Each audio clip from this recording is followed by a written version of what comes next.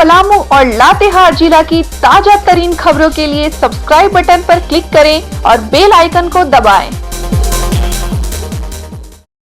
जब कभी गढ़वा जिला में या पलामू में आप देखे होंगे कि जब कोई किसान की रैली निकलती है या किसी के ज़मीन का मामला होता है या किसी शोषित वर्ग को लेकर कोई आंदोलन होता है तो उसके पीछे आप कहीं न कहीं लाल झंडा को जरूर पाइएगा। लाल झंडा भाकपा माले का झंडा। आज हम उन्हीं की एक प्रत्याशी सुषमा मेहता के साथ इंटरव्यू करने के लिए उनके कार्यालय में पहुंचे हुए हैं। सुषमा मेहता 19 प्रत्याशियों में से एक प्रत्याशी है जो भाकपा माले की ओर से पलामू संसदीय क्षेत्र के लिए चुनाव लड़ रही है। अक्सर यहाँ यह देखा जाता है कि जब चुनाव आता है तो भाकपा माले का वोट घटता हुआ नजर आ जाता है या कहीं न कहीं कमी नजर आ जाती है, लेकिन जब आंदोलन की बात आती है तो उसके पीछे पूरी भीड़ नजर आती है। इन्हीं सब बातों को लेकर और पूरे पलामू संसदीय की वर्तमान स्थिति को लेकर हम चर्चा करेंगे सुषमा मेहता के साथ। सुषमा मेहता जी, आपका सबसे पहले हम अपने तलाश टीवी के दर्शकों के बीच स्वागत करेंगे। हम जो बात अभी कर रहे थे अपने दर्शकों के बीच में, ये अक्सर देखा जाता है, झंडा हमेशा आप लोग उठाते हैं, जब भी लड़ाई या संघर्ष की बात होती है गरीबों की, शोषित वर्गों की, तो आपकी ही पार्टी नजर आती है, लाल झंडा से पटा हुआ नजर आता है। लेकिन जब चुनाव आता है तो लाल झंडा कहाँ चला जाता है? देखिए, लाल झंडा हमेशा गरीबों शोषितों की आवाज़ रही है और आने वाले समय में भी आपको सड़कों पर सिर्फ लाल झंडा ही दिखेगा।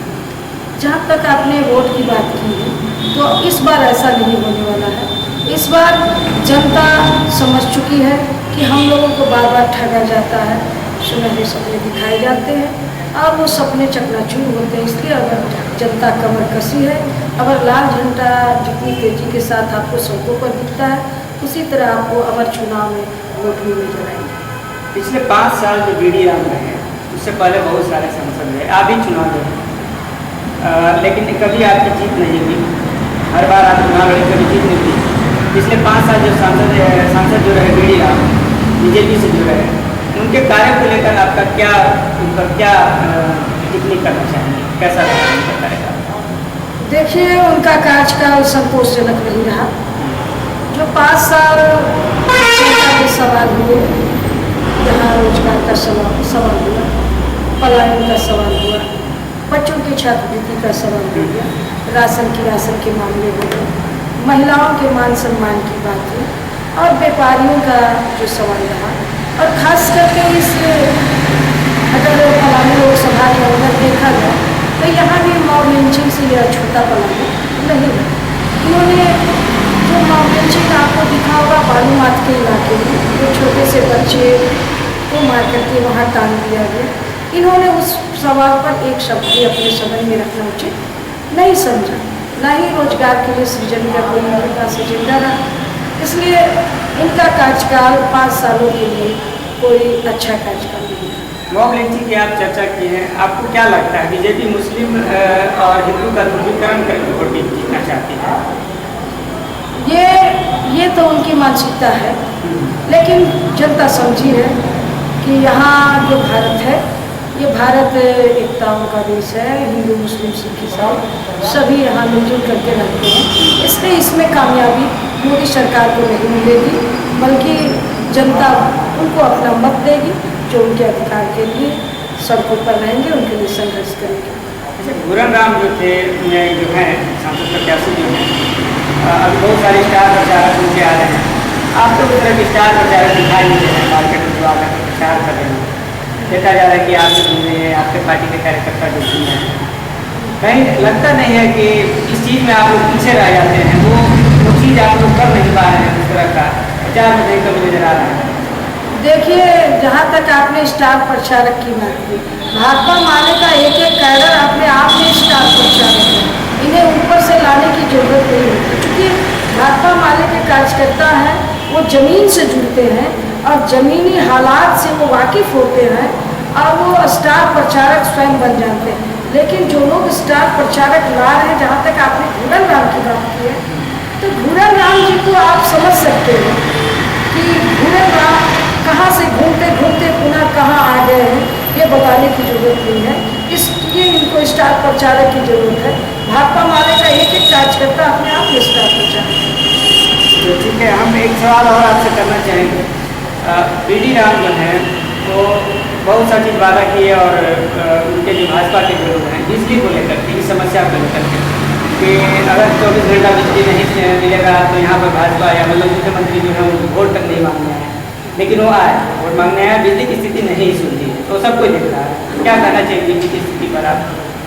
देखिए, बिजली की स्थिति पर जो इस सूबे के मुख्यमंत्री से लेकर के इनकी जहाँ तक सरकार है, नीचे नगर निगम तक इनकी सरकार है, ये सारे लोगों ने जो वादा किया है, इनके जब केंद्र में सरकार ही ने कह दिया कि ये तो जुमला था चुनाव जीतने का 15 का, वो जुमला ही समझ लीजिए और जनता इस जुमला ही समझ रही है, लेकिन अगर जुमलेबाजों को जनता जवाब भी दे दी जाए।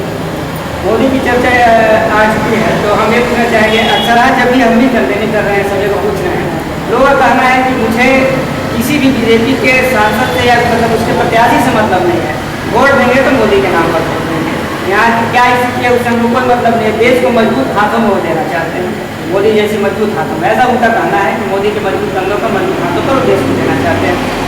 दूसरी ओर ये चर्चा भी दुनिया में कुछ मीडिया इस तरह की चर्चा करते हैं और कुछ लोग ये चर्चा है कि ये कहीं ना कहीं झूठा राष्ट्रवाद फैलाया जा रहा है, और आपकी पार्टी की ओर से भी इस तरह के बयान तो आते ही रहे हैं, जो एंटी मोदी जो पार्टी हैं या जो उनके विरोध, उनकी नीतियों का विरोध करते हुए बोलते हैं कि झूठा राष्ट्रवाद है।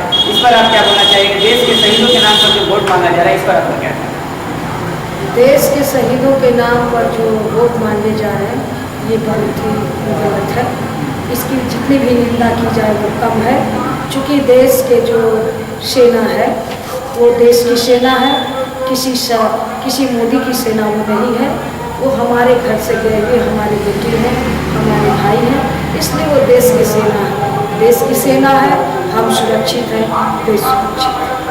क्या और संविधान को लेकर क्या कहना चाहिएगा? चर्चा होती है कि भाजपा अगर आ जाएगी तो संविधान को ही हटा देगी, तो संविधान के तहत ही तो चुनाव हो रहे हैं, अगर उनको लोग वोट दे रहे हैं, वोट देकर जिता रहे हैं, तो उसके बाद संविधान को हटाने की कहाँ से बात हो रही है? पब्लिक ही क्या है, वो कर रहे हैं जो करना है, आप भी करते हैं कि नहीं संविधान को हटा देंगे, संविधान को चुनाव रखोगे, इस तरह की लेफ्ट पार्टी में खास करके चर्चा होती है। संविधान को लगता है कि मोदी आएंगे उनका धराशायी कर हटा देंगे, लेकिन जो चुनाव हो रहा है वो संविधान के तहत ही हो रहा है, पब्लिक चुन रही है, पब्लिक की वोट को हटाया या जो करेगा, इस पर क्या कहेगा, क्या विचार? देखिए, जहाँ तक संविधान पर आपको सवाल उठाया है, आप देख रहे हैं जब से मोदी की सरकार बनी है, जो संविधान है उस संविधान में लगातार जो श्रम कानून है उसके साथ कैसा छेड़छाड़ किया गया, जिसको लेकर पूरे देश के मजदूर आंदोलन कर रहे हैं। आपने देखा कि CNT एक्ट कानून जो था उस पर भी छेड़छाड़ हुआ, जिस पर पूरे देश में सारे जनता सड़कों पर उतरे, सरकार को पीछे हटना पड़ा। आप देख रहे हैं कि अभी जो संविधान SC ST OBC माइनॉरिटी के लिए जो संविधान में आरक्षण दिए गए थे, उस आरक्षण को किस तरह ये नष्ट करने की दिशा की ओर बढ़े और पूरे देश में सारे लोग सड़कों पर उतरे हैं। ये हम बात इसलिए कह रहे हैं कि संविधान की बात तो कर रहे हैं, संविधान के तहत तो चुनाव लड़ रहे हैं, लेकिन ये मनुवादी लोग हैं, ये मनुस्मृति जो इनका किताब है उसमें ऐसे ऐसे सवाल हैं, ऐसे ऐसे उसमें उल्लेख किए गए बात है कि वो कह रहे हैं कि 2019 का जो चुनाव होगा वो संविधान के आधार पर तो होगा, प्रधानमंत्री कोई भी बने, लेकिन इन्हीं के सांसद साक्षी जी महाराज जो कह दिए कि 2019 के बाद अगला 2024 के बाद कोई चुनाव नहीं होगा, तो आखिर ये सवाल उसके अंदर से आया कैसे, ये भी मैं जानना चाहती हूँ।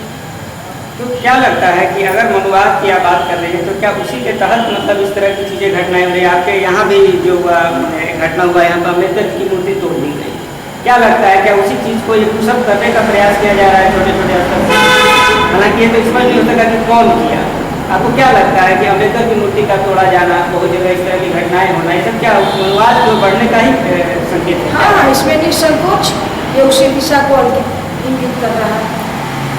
हम एक सवाल और करना चाहेंगे आपसे। महागठबंधन एक तरफ है, बीजेपी एक तरफ है, वो भी बहुत से लोगों के साथ गठबंधन करके चल रहे हैं, आप लोग बिल्कुल ही बिना किसी का साथ दिए हुए चल रहे हैं। नहीं लगता है कि अगर आपको संविधान को बचाना ही था, मनुवाद को हटाना ही था, तो क्यों ना आप लोगों के साथ मिलकर के चुनाव लड़ती, पहले बीजेपी को ही हटा लेती, उसके बाद भी समझती क्या करना है। आप लोग क्यों नहीं उसके साथ लेकर चल रहे हैं? कहीं ना कहीं मान लीजिए ऐसा स्थिति में या आधी उठती या घूरने ना उठते, सबको एक साथ हो जाते हैं आप लोग, बसपा वाला जो लगता है आपके साथ हो जाते हैं, उसके बाद लड़ते तो पहले बीजेपी को हटा लेते, उसके बाद करते। तो कहीं नहीं लगता है कि जब वो लोग उस तरह से कर रहे हैं तो आप लोग को भी ऐसा ही करना चाहिए। जहाँ तक आप गठबंधन की सवाल कर रहे हैं, तो इस गठबंधन के सवाल पर मैं एक बात स्पष्ट करना चाहूँगी कि झारखंड में जो गठबंधन था, वो गठबंधन में जो गठबंधन लोग किए हैं, उन्हें डर था कि यहाँ अगर वामपंथी ताकत जीतती है तो हम लोगों का जो राजनीति है, जो यहाँ पर वो ले जाना चाहते हैं, स्पष्ट रूप से वो नहीं ले जाना। इसलिए उन्होंने गठबंधन के तहत हमें नहीं रखा और हम स्वतंत्र होकर के कोडरमा भी लड़ रहे हैं और हम पलामू भी लड़ रहे हैं। जीत की दवा कितना परसेंट तक करते हैं आप? क्या कितना उम्मीद है, कितना लगता है आपको, कितना बोला? जीत का दावा तो जनता तय करेगी, क्योंकि जनता को वोट करना है। जीतती तो जनता है, जनता जिताती है, जनता जीतती है, यही जनता आपको जीत सुनिश्चित करेगी, मैं नहीं कर सकती।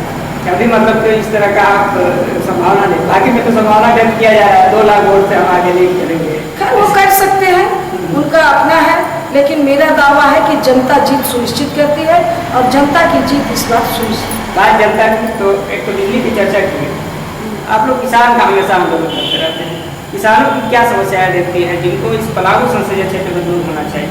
एक तो सिंचाई नहीं दिखाई देता, उसके लिए जो परियोजनाएं थी, जैसी परियोजना वो कुछ हुआ नहीं उसको विशेष। आपको क्या लगता है, आपका क्या मॉडल है उसके लिए, किसानों के लिए इसकी समस्या को दूर करने के लिए क्या होना चाहिए? देखिए, किसानों की समस्या का अगर दूर करना है तो किसान के खेत को पानी पहुंचाने के लिए जो हमारे यहाँ जो डैम बने हुए हैं, जो चैनल्स तैयार हुए हैं या चैनल अभी भी तैयार हुए हैं, उस चैनलों के जरिए किसानों के खेत को पानी पहुँचना चाहिए। लेकिन देखा ये जा रहा है कि पलामू में मंडल डैम का दोबारा शिलान्यास हो गया और उस मंडल डैम के पानी पलामू प्रमंडल के लोगों को न दे करके कुछ 10 कट्ठा में मिले, 10 एकड़ में मिले, लेकिन सारे के सारे पानी बिहार को देने के लिए प्रावधान कर दिया गया। ऐसे समय में यहाँ के लोगों को छला गया, यहाँ के लोगों को छला गया, यहाँ के लोगों के साथ छलावा किया गया। लगभग शहर की अब अगर बात करें तो एक बहुत बड़ी समस्या यहाँ बाईपास हो गया। 5 साल पहले वादा हुआ था कि आते ही पूर्ण करा दिया जाएगा, ठीक है, बन रहा है, जो हो रहा है, डीपीआर बना है, कितना काम भी चल रहा है। इस समस्या को लेकर आप क्या कहिएगा? सड़कों की जो स्थिति है, ठीक है, यहाँ की बाईपास है, हम गाँव में जो घूम रहे बहुत जगह सड़कें ठीक ठाक नहीं, उस पर क्या करना है? गढ़वा में तो संभवतः बाईपास बनना ही चाहिए, लेकिन जो आपने कहा कि बहुत लोग पहले भी इस तरह के हैं, तो स्वाभाविक है, आज कोई आज नया नहीं बल्कि 10-15 सालों से ये सुना जा रहा है कि बाईपास यहाँ मैप तैयार हो गया, सब कुछ हो गया, शिलान्यास हो गया, लेकिन अभी तक उसमें काम शुरू नहीं हुआ है। अंत में आपसे हम ये कहना चाहेंगे कि जनता के लिए आप क्या संदेश देना चाहिएगा? वोटर्स की जो आपके समर्थक हैं उनको हमारी तलाश में करना चाहिए। देखिए, जनता के लिए मैं सलाह दूंगी, या तलाश टीवी में मैं बैठी हूँ, आप बात कर रहे हैं उससे, जनता को मेरा सलाह और सुझाव दोनों है, साथ ही उनके साथ भी मैं खड़ी हूँ।